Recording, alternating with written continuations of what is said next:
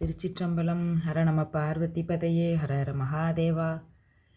தென்னாடுடைய சிவனே போற்றியே, நாட்டவர்க்கும் இறைவா போற்றியே. திரு கைலாய பரம்பரை திருவாவடுதுறை குருமகா சன்னிதானம் திருவடி தாமரைகள் போற்றி போற்றி. ஒத்தி பஞ்சாக்கர மாலை 4வது விருத்தம். மாயா படலம் கழித்து அருள் ஞானம் விளங்க வைத்து உன் நேய ஆனந்தத்தில் அமிழ்த்திடுவாய். நித்த முத்த சுத்த தூயா சராசர பேதங்கள் யாவையும் தோற்றுவிக்கும் தாயான தென்கோ முத்தி முத்தி பஞ்சாக்கர சத்குருவே. மாயா படலம் கிழித்து கண்ணை மறைத்திருக்கக்கூடிய படலத்தை நாம் மருத்துவர்கள் துணை கொண்டு அதை நீக்கிக் கொள்ளலாம். ஆனால் ஞானக்கண்ணை மறைத்திருக்கும் மாயா படலத்தை கிழிக்க வேண்டும் என்று சொன்னால் நமக்கு இறைவனுடைய திருவருள் துணையாக இருக்க வேண்டும். திருவருளே துணையாக இருந்தால் மட்டுமின்றி அந்த ஞானக்கண்ணினில் இருக்கக்கூடிய படலத்தை நாம் கிழித்துவிட முடியாது. அந்த மாயை விலகவே இறைவனுடைய திருவடி ஞானம் என்பது உள்ளவாறு விளங்கும். அவ்வாறு விளங்க வைப்பதோடு மட்டுமன்றி உன் நேயம் என்னும் உன் கருணை என்னும் ஆனந்தத்தில் அமிழ்த்திடுவாய் என்று இங்கு நமக்கு ஆசிரியர் காட்டுகின்றார். ஏனென்றால் மலம் நீங்கினால் மட்டும் போதாது, உள்ளவாறு அவனை விளங்கிக் கொள்ளவும் வேண்டும். அப்படி அவனை விளங்கிக் கொள்ள வேண்டும் என்று சொன்னால் அதற்கு திருவருள் நமக்கு துணையாக இருக்க வேண்டும். மற்ற சமயத்தவர்கள் மலம் நீங்கியதும் உயிரால் இறைவனை காண முடியும், அதற்கு திருவருள் என்ற ஒன்று துணை தேவையில்லை என்று காட்டுகின்றார்கள்.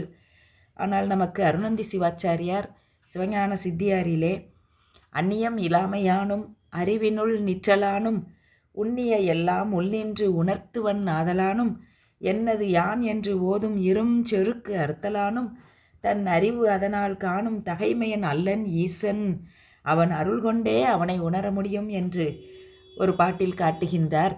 எனவே அவன் அருளாலே அவன்தாள் வணங்கி என்று மணிவாசக பெருமான் நமக்கு காட்டி இருப்பது போல அவனுடைய திருவருள் துணை கொண்டு மட்டுமே நம்முடைய ஞானக்கண்ணை மறைத்திருக்கின்ற அந்த மாயாப்படலத்தை கிழிக்க முடியும்.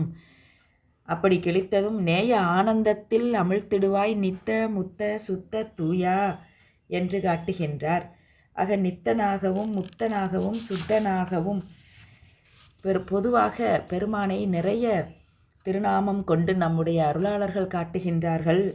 அதிலே இறைவன் ஒளி வடிவமானவன், ஒளி வடிவமானவன் என்று சொன்னதனாலேயே அவன் இருளுக்கு பகையாக இருக்கக்கூடியவன். ஞானமே வடிவமானவன், ஞானமே வடிவமானவன் என்று சொல்வதனாலேயே அவன் உயிர்களுக்கு உறவாக இருக்கக்கூடியவன்.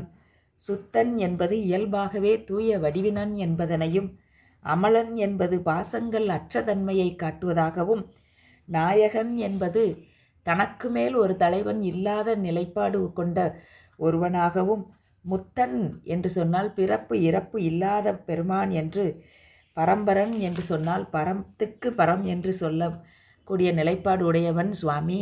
எனவே நித்த முத்த சுத்த தூயா என்று இங்கே பெருமானுடைய இயல்பையெல்லாம் காட்டி அப்படிப்பட்ட தூய வடிவிலே இருக்கக்கூடிய பெருமான் சராசர பேதங்கள் யாவையும் தோற்றுவிக்கக்கூடிய பெருமானாக இருக்கின்றார்.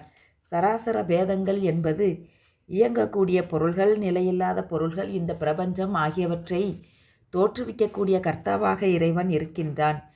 ஏனென்றால் நம் சிவஞான போதத்திலே முதல் நூற்பாவில் அதை பார்க்கின்றோம். தோற்றுவிக்கப்படுகின்ற பொருளுக்கெல்லாம் ஒரு தலைவன், ஒரு கர்த்தா, அறிவுடைய பொருள் இருக்க வேண்டும் என்று அங்கு நிரூபணம் செய்கின்றார் நமது மெய்கண்டார்.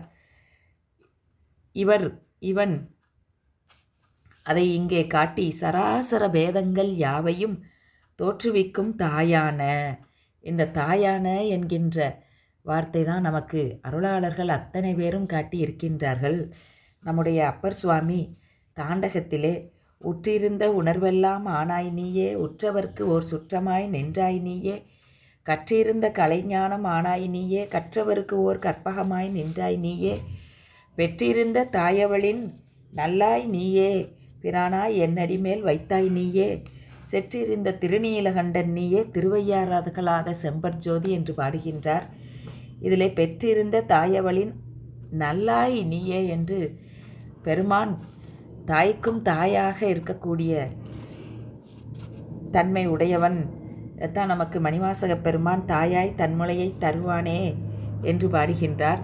இந்த கருத்து அமைத்து தாயான தென்கோ முத்தி முத்தி பஞ்சாக்கர சத்குருவே, அப்பேற்பட்ட தன்மையை உடையவர் இங்கு நமசிவாய மூர்த்தியாக இந்த திருவாவடுதுறை எம்பதியில் எழுந்தருளி இருந்து உயிர்களுக்கெல்லாம் அண்ட சராச்சரங்களுக்கெல்லாம் அனைத்து உயிர்களுக்கும் அனைத்து போகங்களையும் நிறைவில் முக்தியையும் கொடுக்கக்கூடிய தன்மை உடையவராக இங்கு எழுந்தருளி அருள்பாலிக்கின்றார் என்ற தன்மையை இந்த 4வது பாடலில் நமக்கு விளக்கி காட்டுகிறார்.